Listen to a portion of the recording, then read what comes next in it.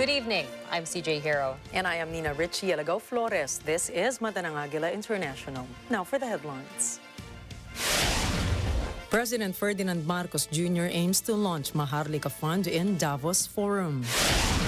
Despite the Supreme Court ruling, China will push a joint oil exploration deal with the Philippines. Philippines slams Kyiv's envoy for venting Ukraine's phone call request to Marcos. Colombian road accident claims 9 lives. And authorities find second batch of U.S. President Joe Biden's classified files.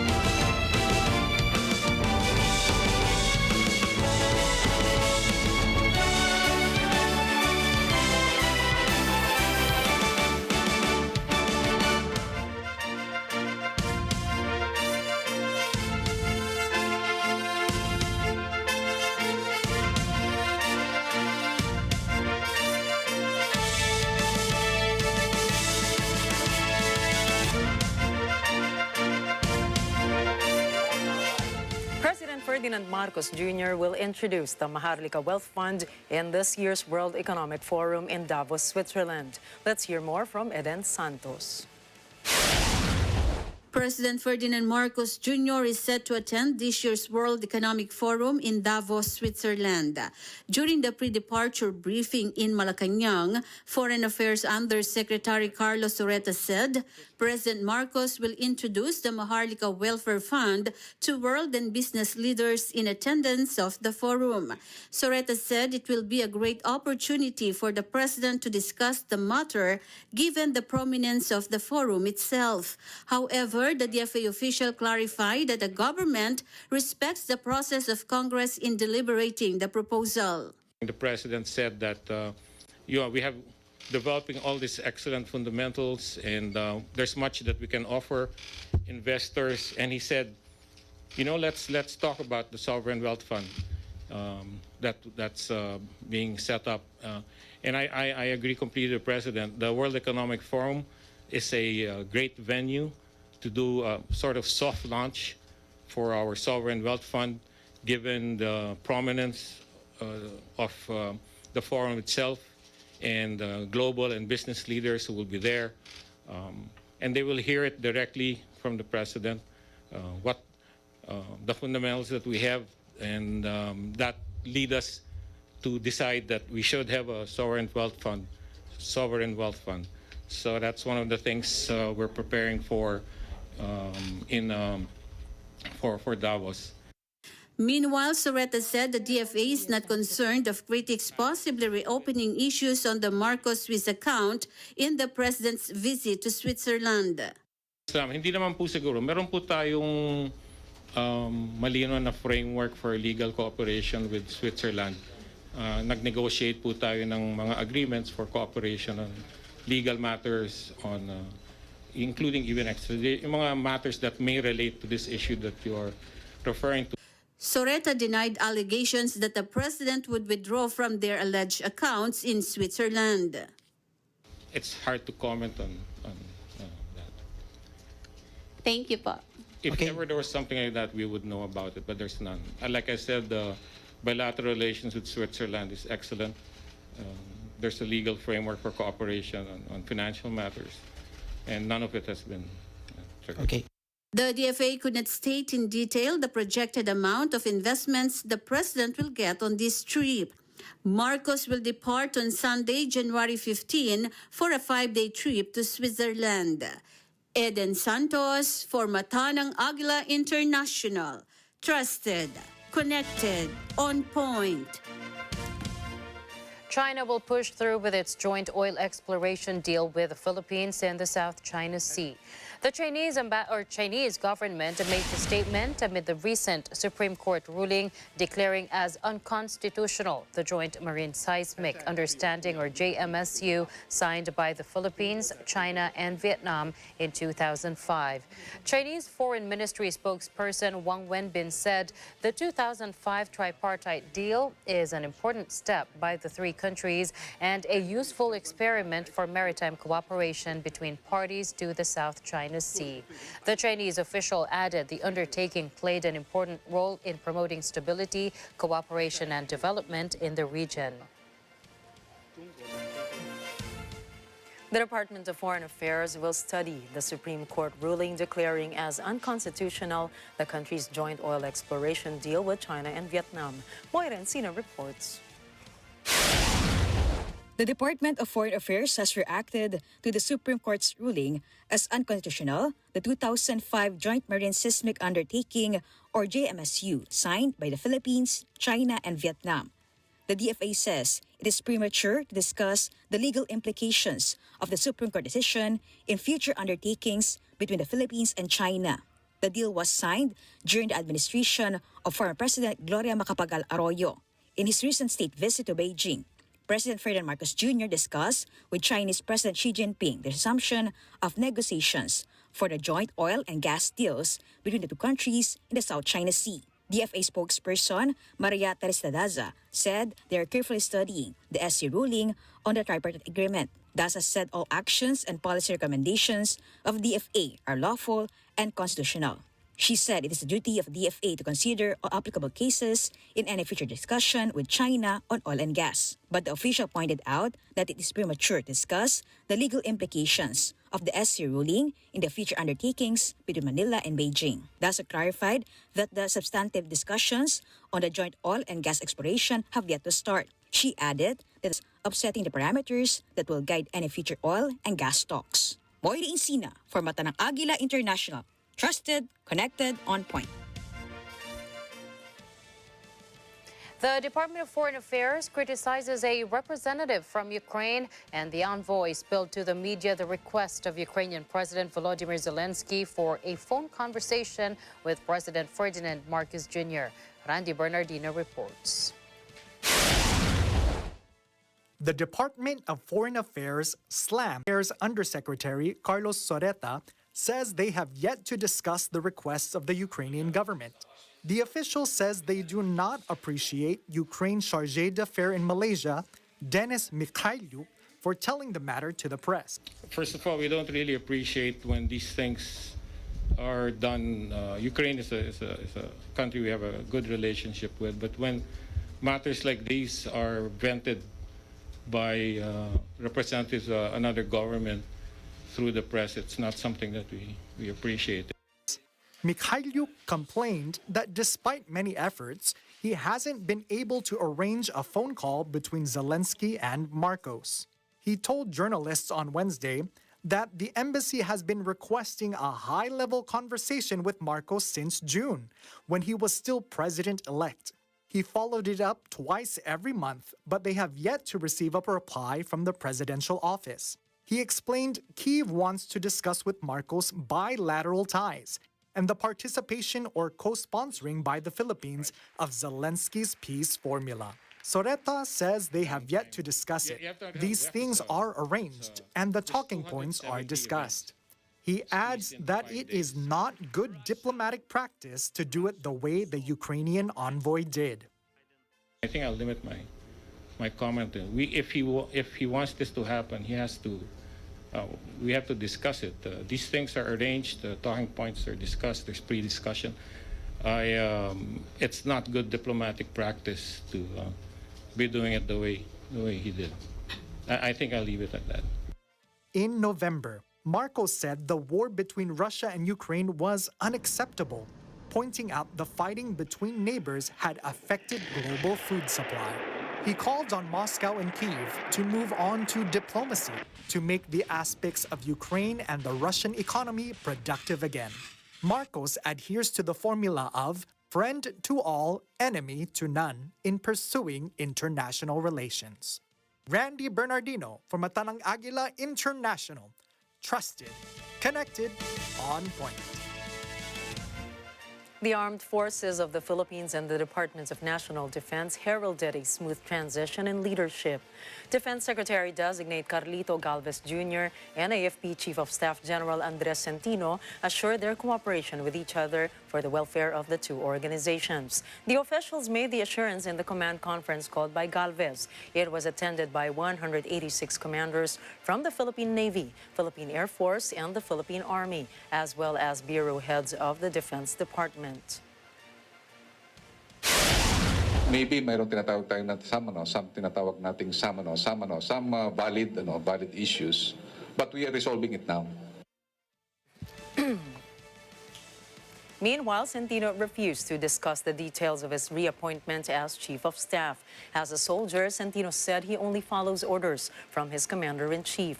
Centino was AFP Chief of Staff during the time of former President Rodrigo Duterte and was replaced by Lieutenant General Bartolome Bacaro. The decision of the President to appoint or terminate the designation of the Chief of Staff. So it's really, as soldiers, we just have to abide. When I relinquished command of the AFP last year, I accepted the order of the President and waited out for my retirement.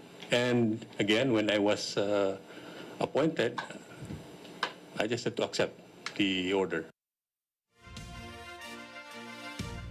The Senate will deliberate next week on the proposal to amend the law setting the term limit for the Chief of Staff of the Armed Forces of the Philippines.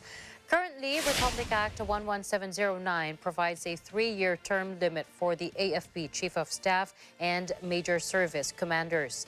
The law is believed to be one of the reasons behind destabilization plot rumors against the Marcos administration over the weekend. Senate President Juan Miguel Zubiri says the Senate Defense Committee, chaired by Senator Jinggoy Estrada, has created a technical working group to study the amendments. Zubiri says the current law prevents the promotion of military officers. Based on the House version passed on the second reading, the term of office for the AFP Chief of Staff and other service commanders would be trimmed down from 3 years to 1 year. But in the Senate version, they are proposing to keep the 3-year term limit for the Chief of Staff alone, while other officials would undergo the regular promotion process. Zubiri says the Senate can finish deliberating the proposal in the first quarter of the year. Personally, I am in favor of only extending the term of the Chief of Staff for 3 years. Yes. Everyone else will have to go through the process, the seniority process. Although there's a version also filed wherein it is only the major, it is the Chief of Staff and the major branches of service, which is the Air Force, Navy, and Army.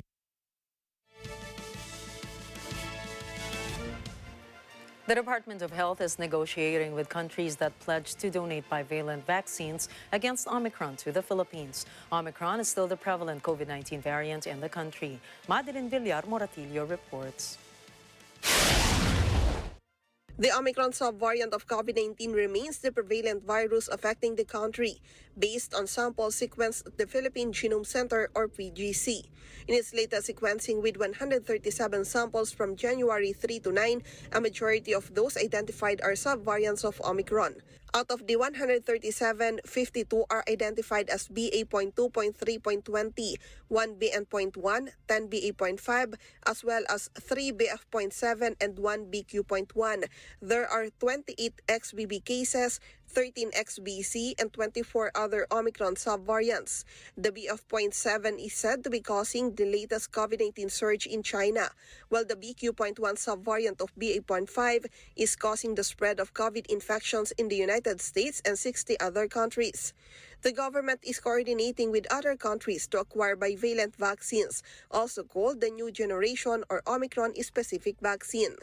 The Department of Health says it's currently negotiating with other countries that pledged to donate the country with bivalent vaccines. Dr. Edsel Salvania, a member of DOH Technical Advisory Group, says members of the vulnerable population will be prioritized for the bivalent vaccine. I think yung priority list naman natin kapareho pa rin doon sa yung ating vulnerable population at ang ating healthcare workers. So yung A1 na healthcare workers, A2 yung ating elderly population at yung A3 na may mga comorbid conditions, I think yun pa rin ang gagamitin natin na priority list dahil ito yung mga taong at highest risk for bad outcome. However, Salvania clarifies that the bivalent vaccine can only be administered as a booster shot and not a primary dose. Yung bivalent vaccines, hindi pa siya gagamitin as primary series. Sa ngayon, monovalent pa rin yung primary series, pero pag ginamitan natin ng bivalent booster, nakikita natin na dun sa mataas na level na proteksyon na ng ating monovalent vaccines, nadadagdagan palalo pag ginamitan ng bivalent vaccine compared dun sa monovalent vaccine na booster. So, in other words, mataas na yung antas ng proteksyon, dinadagdagan pa natin lalo na dito sa mga bagong variant. Some countries administer only one dose of the bivalent vaccine. The Food and Drug Administration or FDA had earlier issued an emergency use authorization or EUA for Pfizer and Moderna bivalent vaccines. Madeline Villar-Moratillo for Mata ng Agila International. Trusted, connected, on point.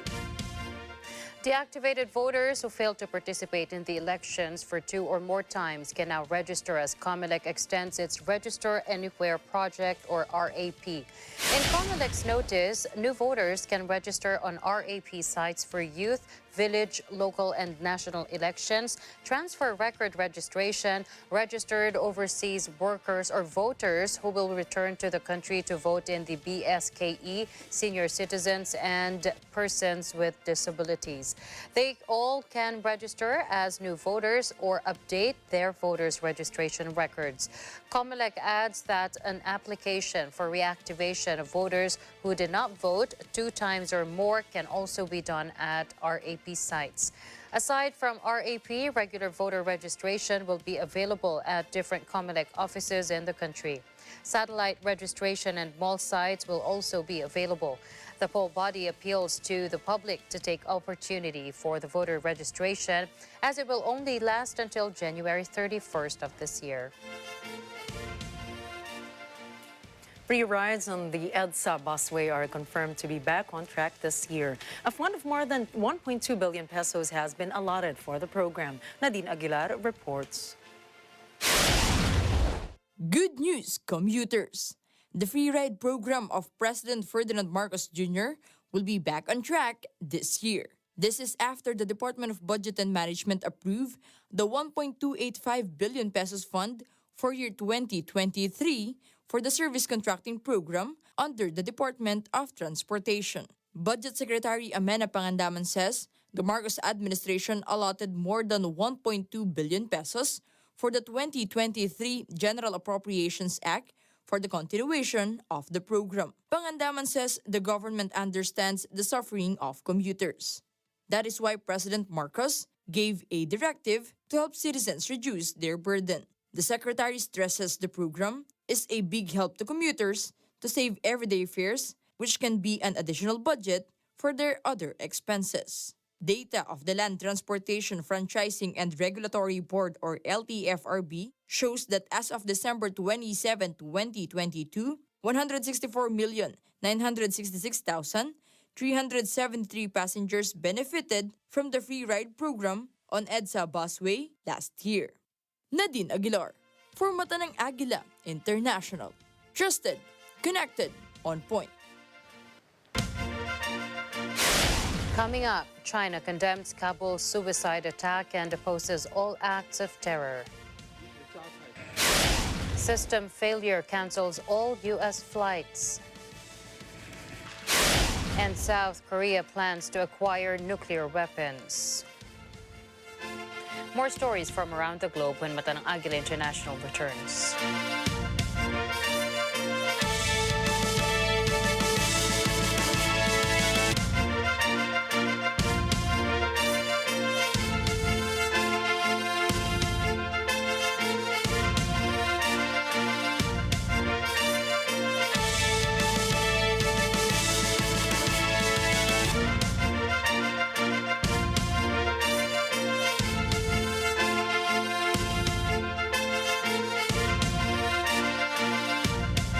This portion.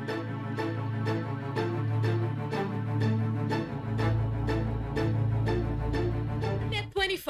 Nakapag-selfie ka ba kasama ang Net25 Agila? Tumutok sa Net25 at abangan ang announcement namin ng mga nanalo ng 5 iPhones, 3 100,000 pesos, 5 50,000 pesos, 10 25,000 pesos, 5 iPad at 3 winners ng brand new car. Baka ikaw na isa sa mga winners. Let's net together in 2023 sa Net25. Welcome to the first ever QCT Awards! Sana ang ma-expect natin ay maging patas ang pagbibigay ng mga parangal. Bakit niya naman nasabi po yun? Kasi ang madudumi yung mga judges eh. Putulin mo na ha. Hindi naman maganda yung number na yun. I can't believe it! I won this award! Can you believe it? Can you believe it? I believe it! Mas galit. Galit na galit. Okay, the nominees for Couple Moves Award are... Parang merong kulang dito sa anniversary natin. Ay, guys, alam ko na. Bonus. Bonus yan.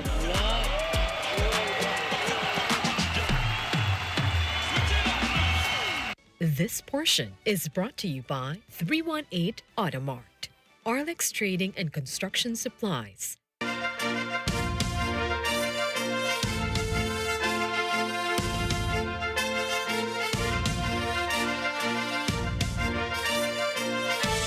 The news continues here on Mata ng Agila International. 9 people are dead after a head-on collision between a cargo van and a public service minibus in southwestern Colombia. The head of emergency at San Antonio de Padua de la Plata Huila Hospital says a serious traffic accident took place Wednesday morning in Huila on the road leading from the municipality of Thessaly to La Plata. The injured were evacuated with the help of aid agencies, the fire brigade, the traffic department, and a specialized unit. The colonel commander of Huila Police states 7 people died on site, while 2 others died in the medical center. At least 5 people are dead after a suicide bomber attack near Afghanistan's foreign ministry in Kabul. Another 15 people were injured in the explosion. A witness saw a man with a backpack and a rifle slung over his shoulder. He walked past the foreign ministry before blowing himself up. The ministry office was not damaged. A Chinese delegation was due to meet there, but it is not known if they were present at the time of the blast. The Taliban claims to have improved security since regaining power in 2021. But since then, there have been scores of bomb blasts and attacks. Many of them were claimed by the local chapter of the Islamic State group. China says it strongly condemns the suicide blast near the Afghan foreign ministry in Kabul, where a Chinese delegation had been due to meet. Beijing confirms that no Chinese citizens were killed or injured so far. Chinese Foreign Ministry spokesperson Wang Wenbin says China firmly opposes all acts of violence and terror. He added condolences to the victims and sympathy to the injured and bereaved families.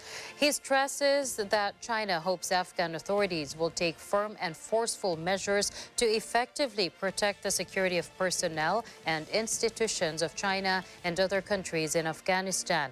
In addition, the spokesperson commented on the bilateral military cooperation of Japan and the United States, saying the agreement should not harm the interests of a third party nor affect regional peace and stability. All flights across the United States were grounded after a technical glitch with a computer system. News sources say more than 8,000 flights have been delayed and 1,000 flights have been canceled. Passengers complained their flights had been grounded starting around 4 in the morning Eastern Standard Time. But it was not until 6:30 in the morning that the U.S. Federal Aviation Administration, or FAA, announced it had grounded all flights. It cited an overnight crash of its notice to air missions. Pilots used the system to receive hazard warnings, changes to airport facilities, and other essential information. By 9 in the morning, the FAA declared the issue had been resolved and flights were beginning to take off again. The FAA tweeted they will continue to look into the cause of the initial problem. Conservative U.S. lawmakers have rallied against a proposal to place a bust of Ukrainian President Volodymyr Zelensky in the Washington Capitol building. U.S. Representative Joe Wilson suggested making a Zelensky statue a permanent feature. The suggestion was met with opposition from other lawmakers. Andy Biggs from the Republican Freedom Caucus sarcastically asked if Congress allocation over $100 billion in Ukraine aid was not enough. Marjorie Taylor Greene of Georgia asserts she will not approve Wilson's idea. Greene points out U.S. lawmakers are serving America, not Ukraine. Even TV personalities chimed in. Talk show host Tucker Carlson, for example, called the idea insane. He joked that a bust of Zelensky at the Capitol would allow Americans to worship him daily. President Volodymyr Zelensky has rebuffed reports of World War III. In a virtual appearance at the 80th Annual Golden Globe Awards, Zelensky said the war in Ukraine is not over yet, but the tide is turning. The First World War claimed millions of lives. The Second World War claimed tens of millions of them. There will be no Third World War. It is not a trilogy. Ukraine will stop the Russian aggression on our land. Zelensky's virtual address was made amid fighting in Donetsk and new announcements of military and from the West and its allies.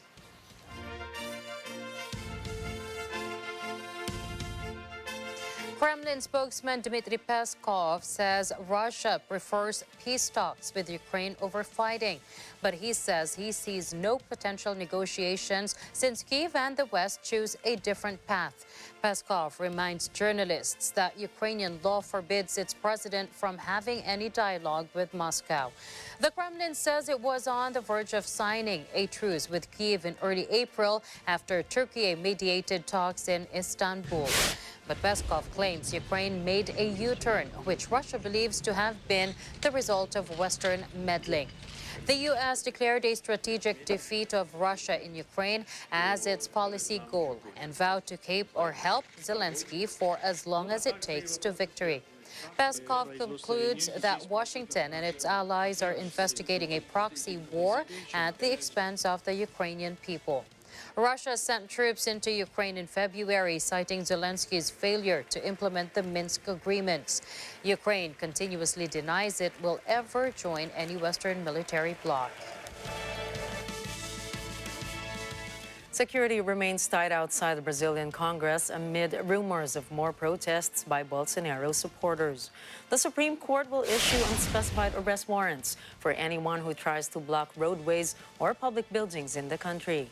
On Sunday, supporters of the former president stormed Congress, the presidential palace, and the Supreme Court. They ransacked offices and destroyed priceless pieces of art. Arrest warrants have been issued for two former senior officials. One of them is a close ally of far-right ex-president Jair Bolsonaro. His name is Anderson Torres. Torres used to be the Justice Minister and Security Chief in the capital, Brasilia. The other is Fabio Agosto. He led the military police in the capital. More than 1,500 people were arrested after Sunday's riot. About 600 have been released. Bolsonaro has alleged his election loss is the result of corruption. The protesters demand justice for their leader. The World Health Organization is concerned about COVID information coming out of China. The head of the Health Emergencies Program, Dr. Michael Ryan, says he is not convinced China is releasing accurate figures. And this is in that deaths are heavily underreported from China. And this is in relation to the definitions that are used, but also to the need for doctors and those reporting in the public health system to be encouraged to report these cases and not discouraged. Since China dropped its zero-COVID policy last month, the country has seen a surge of cases that is overwhelming its healthcare system. President Yoon Suk-yeol declares South Korea would arm itself with tactical nuclear weapons if tensions with Pyongyang continue to grow. The statement comes after North Korean leader Kim Jong-un warned his country would develop a new intercontinental ballistic missile, or ICBM. Sources say Kim believes the U.S. and South Korea are seeking to isolate and stifle Pyongyang. Yoon claims with their science and technology, it won't take long for Seoul to create nuclear weapons. He says there are discussions about exercises involving delivery means for nuclear weapons with their allies. Meanwhile, U.S. President Joe Biden denies that Washington is considering joint nuclear drills with South Korea. News agencies say Japan is expanding a military base on a tiny island east of Taiwan. This is months after China sent ballistic missiles landing near its shores. Yonaguni, a remote outpost of Japan's southern Okinawa prefecture, is located 110 kilometers from Taiwan and is near the Diaoyu Islands. The group of islands is claimed by China but managed by Tokyo. In August, Yonaguni's residents were shocked when 6 Chinese missiles fell just off its shores. Tokyo criticized China's acts, saying the island and its waters are within Japan's exclusive economic zone. However, China ignored Japan's protests. It announced there was no exclusive economic zone in the waters where the missiles landed, since the two nations had not agreed on the border limits.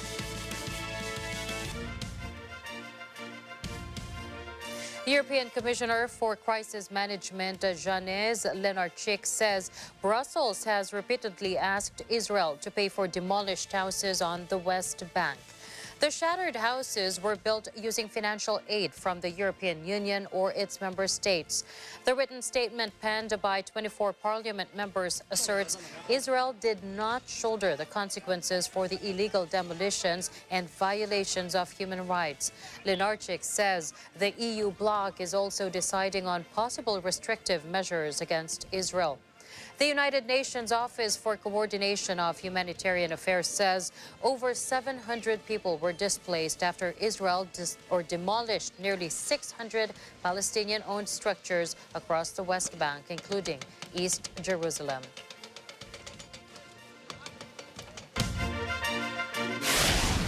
Coming up, Saudi Arabia will hand Pakistan $11 billion as financial lifeline. California cyclone brings more storm misery. And health experts say U.S. youth with diabetes will increase dramatically in next decades. Find out more when Mata ng Agila International returns.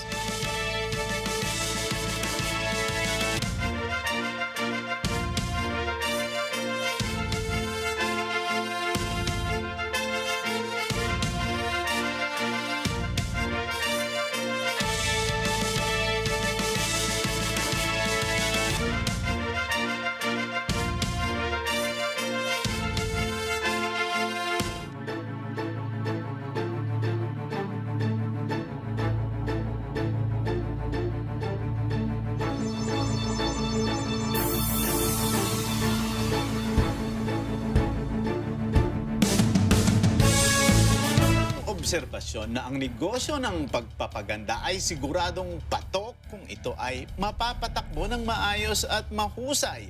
Kaya naman napakaraming beauty salons ang ating nakikita sa ating paligid. And there's a way to build a beauty salon business via franchising. Imagine no need to start from scratch because you have the support readily available. Let's find out how we can increase our income through the salon business together with Dr. Arthur Cruzada of Queen Eva Salon. Na-enjoy ko yung business na to. Sabi ko, siguro nasa blood na rin talaga. My mission is dumami yung name ni nanay and then may maiwan na magandang legacy yung pangalan ni nanay sa larangan ng beauty. Open for business with Cesar Vallejos, Sunday, 9 p.m.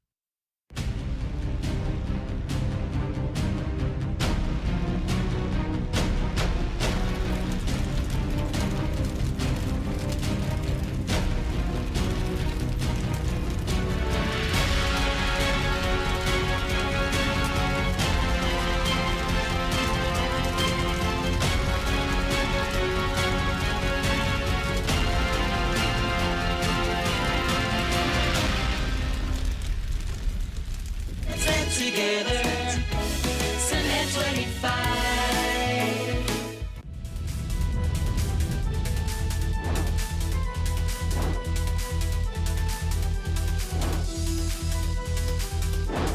Dito, ang inyong sumbong siguradong may respondeng katapat. Hindi nagdadalawang isip na tumulong sino man ang nangangailangan. Responde at Rural Rising Philippines nagsanib puwersa para magresponde bay sa mga magsasaka ng kamati sa Likab, Nueva Ecija. Pag gulay mo ay nabaha, halimbawa ang presyo 50, tatawaran na lang yan ng 10 o mas mababa pa. Nabubulok po sir ang gulay namin. Tapos pagka sobrang dami na ng gulay, 3 piso, ganyan, ang presyo ng gulay namin dito. Dahilan kung bakit namimiligrong masira ang MMDA wastewater treatment plant sa Malabon, ibubunyag na ng responde. Viral ngayon, estudyante sinaksak sa Nagcarlan, Laguna. Ang motibo, ating inimbestigahan. Masakit po. Sobrang sakit. Sana po mabigyan siya ng hustisya.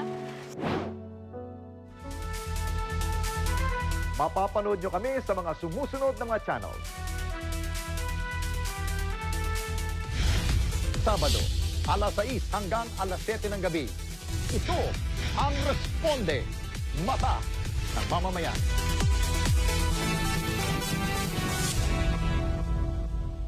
This portion is brought to you by Source Alliance.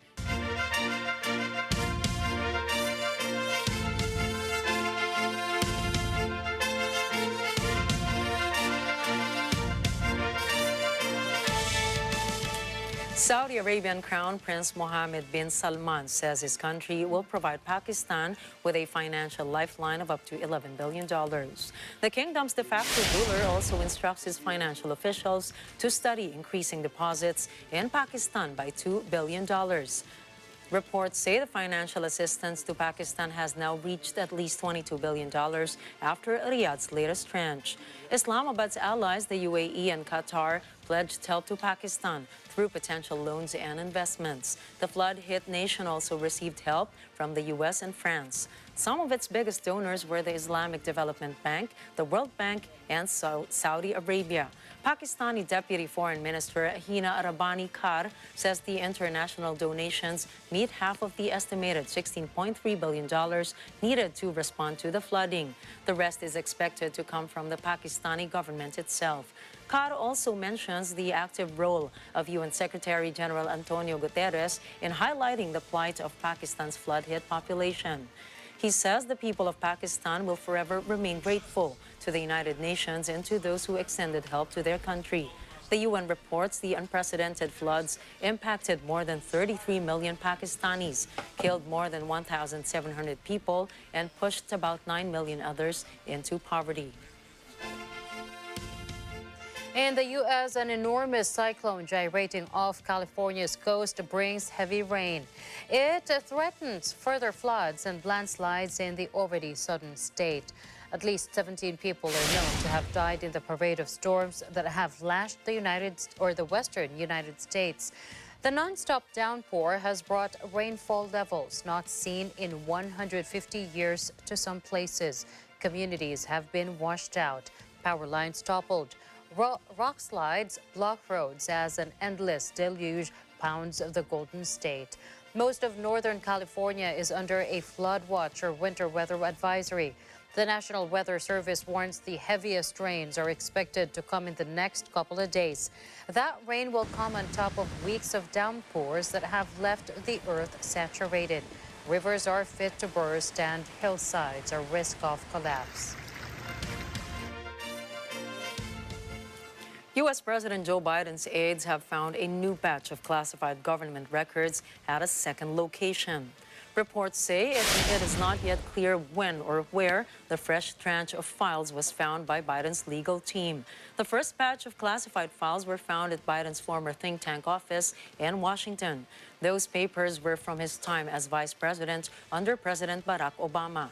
They reportedly include U.S. intelligence memos and briefing materials related to Ukraine, Iran, and the United Kingdom. However, news sources say it is unclear why they turned up in a private office. News agencies say the matter is now under review by the U.S. Department of Justice. Access to classified documents is limited by law to people with special authorization. There are rules about how they are kept and stored. The White House has not yet commented on the newly discovered batch of documents. In this year's Consumer Electronics Show in the U.S., global issues take center stage, from climate change to smart cities and even sustainability. In Las Vegas, Nevada, Anna Cui tells us more. CES, the world's biggest tech trade show, wraps up today here in Las Vegas.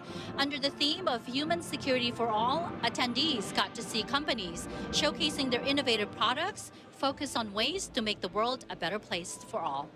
Attendees enjoyed cool gadgets at CES 2023, from the latest developments in AR and VR products to robotics, gaming, electronics, and even in transportation. Consumers got a first-hand look at new and upcoming products in the tech world. But there were more than just the cool and fun gadgets this year. CES recognized companies for their outstanding design and engineering that support sustainability and address climate change. Brand Filtra received a Human Security for All award for creating the first low-carbon solvent water filter made from sustainable plants that can block out harmful bacteria and microplastic. You know, the water crisis is a burning issue recently, and the climate change makes get clean water is more and more difficult. So our filter is the first low-carbon filtration membrane. So we can help make people can get the clean water more easy. Aspera Hydroponic Smart Grower also supports sustainable living, even for those without a green thumb.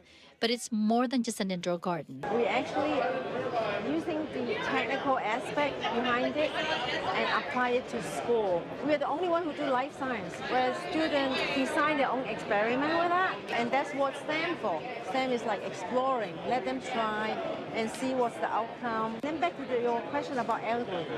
So we are actually doing some horticulture therapy program, and it's helping people with dementia. Of course, attendees couldn't miss the more established brands showcasing their designs and plans to reduce carbon emissions, reduce energy use, and environmental waste, with the focus of making life better for all. Visually impaired by using Braille on all their appliances, remotes. The TV has a sign language guide that's been expanded where you can make it more personal by using it around the TV, making it smaller, bigger. Lastly, advancing tech in robotics is also keeping up with the sustainability race, addressing environmental concerns. Waste Shark is just one of such inventions showcased here at CES. It's an emission-free drone that can be easily and quickly deployed to collect plastic waste from waterways, canals, rivers, and ports, reducing threat to marine life and human health. That's it for CES 2023. We'll definitely see you again here next year. Anna Cui, Las Vegas, Nevada, reporting from Agila International. Trusted, connected, on point. The strength and role of local natives gained the spotlight in Brazil. Sonia Guajajara swears in as the country's Minister of Indigenous People. In her speech, Guajajara says it is very important to recognize the leading role of indigenous people in the preservation of the environment and climate justice. She adds that many indigenous people are experiencing a real humanitarian crisis in their country. The minister vows to end the normalization of the unconstitutional state that worsened the country in recent years. She adds that her position signals the country's inclusion and recognition of indigenous people. It marks the beginning of historical reparation and an end to the denial of rights.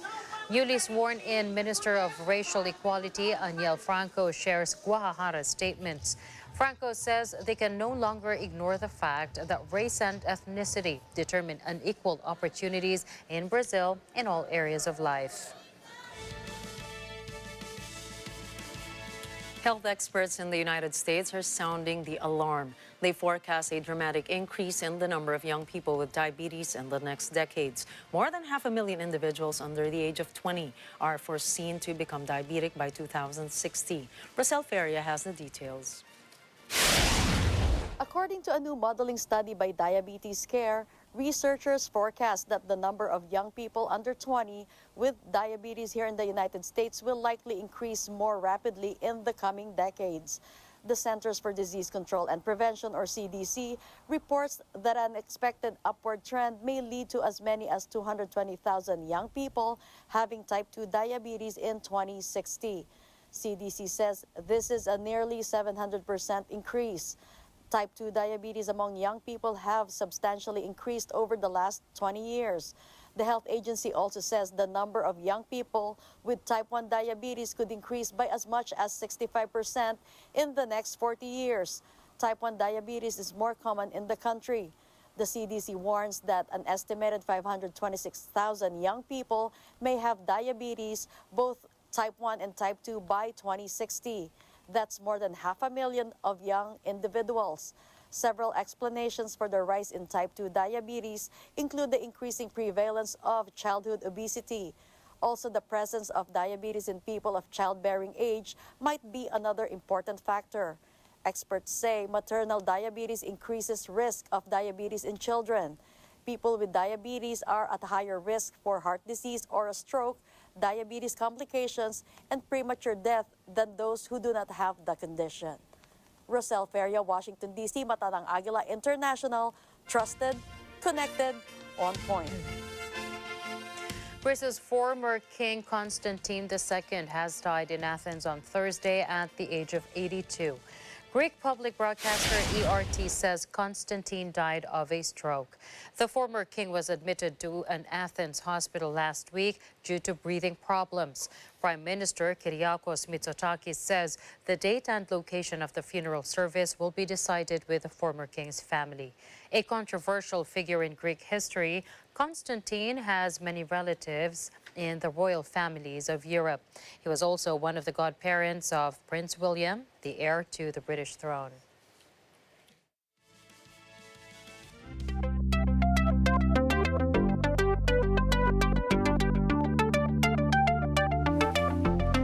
Russia will send an unmanned Soyuz rocket to the International Space Station. The mission is to bring back 3 stranded astronauts. The return vehicle of the astronauts was damaged by a meteorite strike. The problem in the return craft was noticed last month when it sprang a coolant leak. NASA says it is not calling the unmanned capsule a rescue craft, but rather a replacement craft. It says 2 Russian cosmonauts and 1 American astronaut are safe on board the space station. The replacement craft will be launched on February the 20th. The damaged spacecraft will return to Earth empty. There are fears it will not be able to keep a crew safe during re-entry when temperatures are extremely high.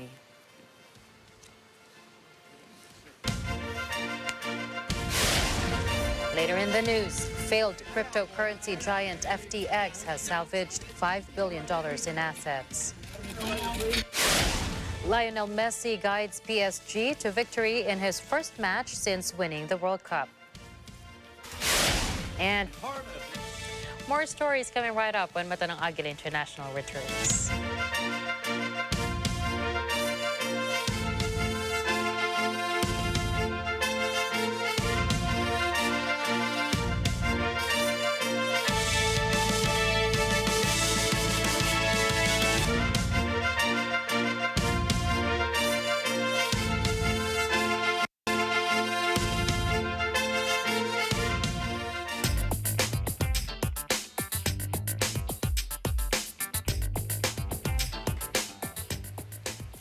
An update on FTX, the failed cryptocurrency exchange co-founded by Sam Bankman-Fried. Lawyers handling the FTX bankruptcy case say they have recovered $5 billion in assets in efforts to salvage funds. FTX was once the world's highest profile crypto exchange. It collapsed spectacularly in November, leaving 9 million customers in the lurch. Its co-founder, Bankman-Fried, was indicted for fraud by U.S. prosecutors. Recently, an FTX lawyer confirms they located more than $5 billion of cash, liquid cryptocurrency, and liquid investment securities. However, the lawyer reveals that the company plans to sell other investments valued at $4.6 billion to compensate customers that saw their deposits vanish overnight. Meanwhile, Bankman-Fried is out on bail and living at his parents' home in California. He pleaded not guilty at a Manhattan federal court on January 3.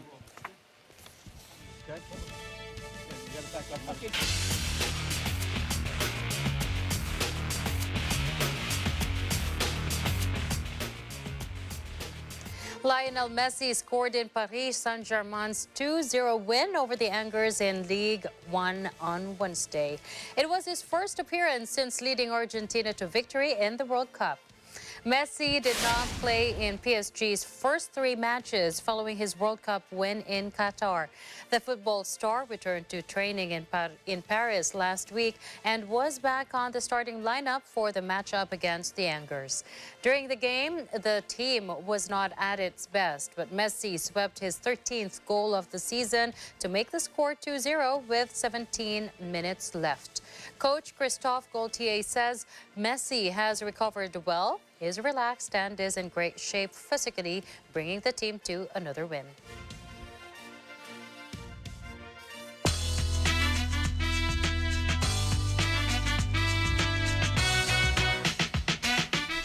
India celebrates a rare Hollywood triumph Wednesday after the movie RRR won a Golden Globe for Best Song. The category had stiff competition from superstars Taylor Swift and Rihanna. Prime Minister Narendra Modi celebrated the RRR movie team's very special accomplishment for bagging the title with song and dance number Naatu Naatu. Modi congratulated the whole team for securing a prestigious honor. It's the first ever award received by an Indian film from the award-giving body, which Modi says made every Indian proud. RRR is the story of 2 colonial-era revolutionaries. It featured echoes of Hindu mythology alongside fights, fire, and action galore. There are gravity-defying stunts and even a punch-up with a tiger. Director S.S. Rajamouli says the winning song and dance sequence in RRR was shot outside Ukrainian President Volodymyr Zelensky's official residence in 2021 before Russia's invasion. Miss Universe Philippines Celeste Cortese is Darna. The Filipina beauty portrayed the superhero today in the Miss Universe National Costume Show in New Orleans, Louisiana. Cortese wore a 2-piece suit made by renowned designer Oliver Tolentino, while her headpiece and other accessories were by Jerome Navarro. She added red knee-high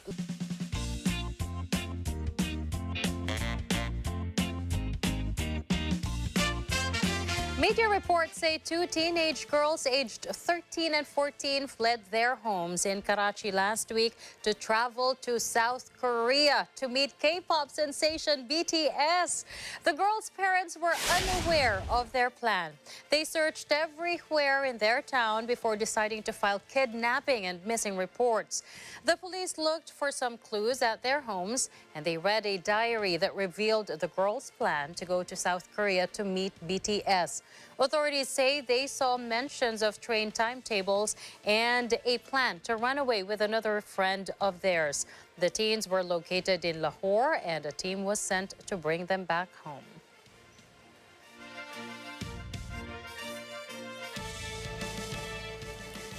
It's Thursday, and to help you go through this week, here's a quote from Lema Gibowi, a Liberian peace activist. You can never leave footprints that last if you are always walking on tiptoe. Don't be afraid to leave a mark. Exactly. We all want to leave a mark. And that is how you cheat death. Uh-huh. And of course, you have to commit to the things that you do so that it will leave a mark. Just don't commit to running away without telling your parents. Oh, no. Don't. Girls, don't do that. And that is a wrap for tonight's news. Catch the latest updates on our social media channels. I am CJ Hero. And I'm Nina Richie Alago Flores. This is Matanang Agila International. Trusted, connected, on point.